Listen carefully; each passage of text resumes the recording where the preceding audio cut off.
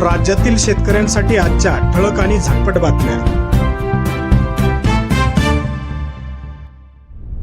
तर 7/12च्या उतार्यावरनं देखील तुम्हाला पैसे देऊ, पण कोणालाही पैशापासून वंचित ठेवणार नाही। सगळ्यांना हे पैसे देण्याचं काम आपण करू। मला सांगताना आनंद वाटतोय, पुढच्याच आठवड्यात 21 तारखेपासून शेतकऱ्यांच्या खात्यामध्ये पैसे जमा करणं आम्ही सुरू करणार आहोत। मला आनंद आहे, शेतकऱ्यांकरता आपल्या सरकारने अनेक चांगले निर्णय घेतले। धानाच्या शेतकऱ्याला आपण 20,000 रुपये त्या ठिकाणी बोनस दिला। मागच्या काळामध्ये कापूस आणि सोयाबीनच्या शेतकऱ्याला त्या ठिकाणी भाव कमी मिळाला, तर त्यालाही आपण 5,000 रुपयाचा बोनस देण्याचा निर्णय घेतला।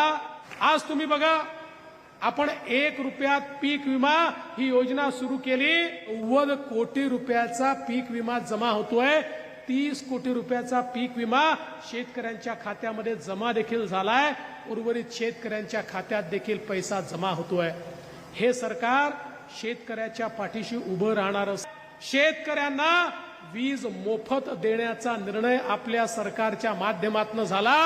यापुढे शेतकऱ्यांना विजेचं बिल भरावं लागणार नाही, ही व्यवस्था आपण केली। पण ही व्यवस्था करत असताना अजून एक गोष्ट, आपण वर्ष आम्हाला अर्धे दिवस सकाळी वीज, अर्धे दिवस रात्री वीज।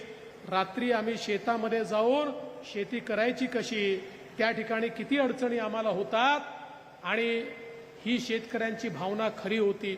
आणि म्हणून आम्ही निर्धार केला, शेतकऱ्यांना दिवसा वीज मिळाली पाहिजे।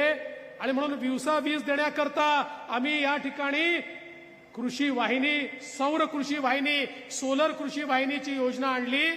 मला सांगताना आनंद वाटतो, या वर्षामध्ये 12,000 मेगावॅटच्या सौर कृषी वाहिनीचं काम मी सुरू करून टाकलेलं आहे। 2 वर्षात केवळ 18 महिन्यामध्ये काम पूर्ण होईल, आणि 8ची वीज ही मोफत त्या ठिकाणी मिळेल।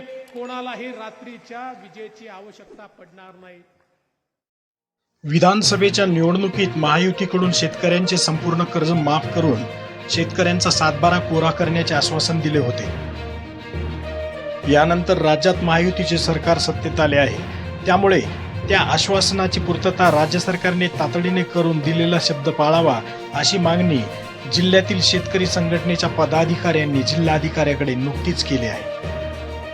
मागील 5 वर्षात केंद्र व राज्य सरकारच्या धोरणामुळे शेतकरी रसातळाला गेला आहे। त्यातच सोयाबीन, कापूस, तूर, दूध, साखर, डाळी आदीच्या पडलेल्या दरांमुळे शेतकरी हवालदिल झाला आहे। उत्पादन खर्चापेक्षा कमी किमतीत शेतकऱ्यांना शेतीमाल विकावा लागत आहे। रासायनिक खतांच्या किमतीत भरमसाठ वाढ झाली आहे। DPA खतामध्ये पुन्हा 250 रुपयाची वाढ झाली आहे। कीटकनाशके, तणनाशकाच्या किमतीत मोठी वाढ झाली आहे। सरकार हमीभाव जाहीर करते, पण हमीभावाचा कायदा अस्तित्वात नसल्याने शेतकऱ्यांना हमीभावापेक्षा कमी किमतीत शेतीमाल विकावा लागत आहे। परिणामी गेल्या 5 वर्षात शेतकऱ्यांचे कर्ज दुप्पट झाले आहे।